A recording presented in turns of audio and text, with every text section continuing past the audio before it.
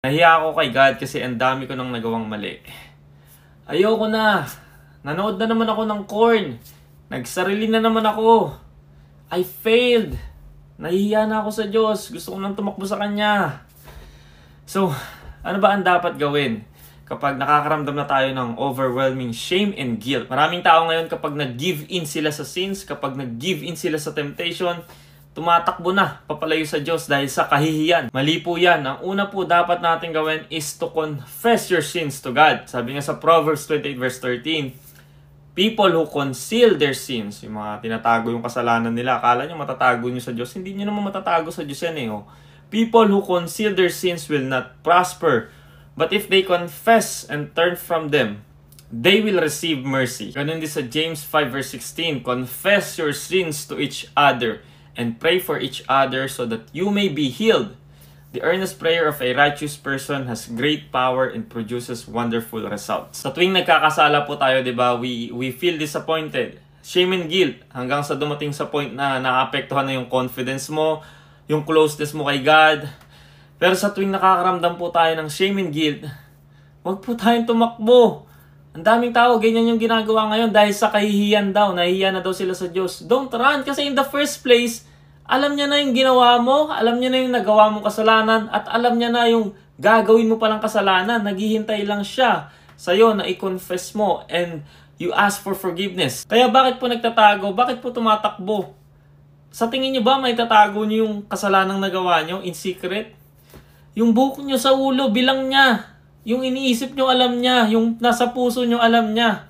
So, bakit magtatago? Sundin natin yung sinasabi sa scripture, confess your sins to God because He is faithful and just to forgive our sins.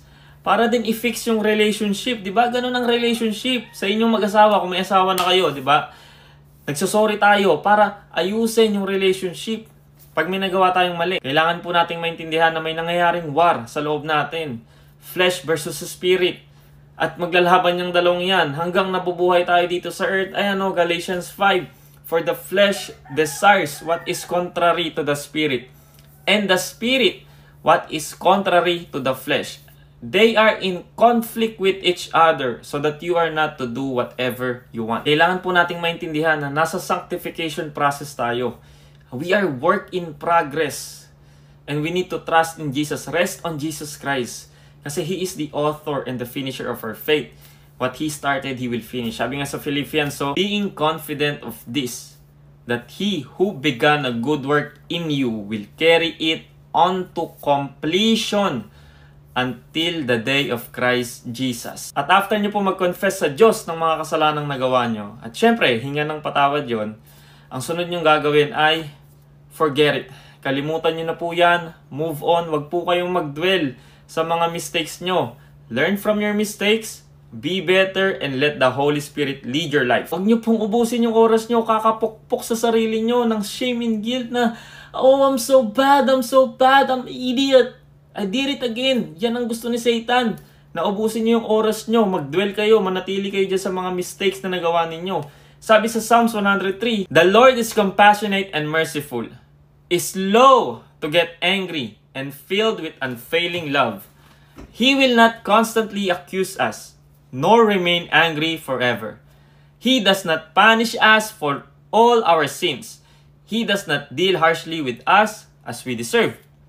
For His unfailing love toward those who fear Him is as great as the height of the heavens above the earth. Wow!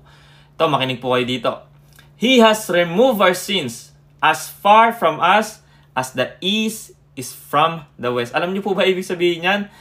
East is from the west. Hindi po nagmi-meet ang east at west. Ganong katindi ang mercy na ibinibigay sa atin ng Panginoon.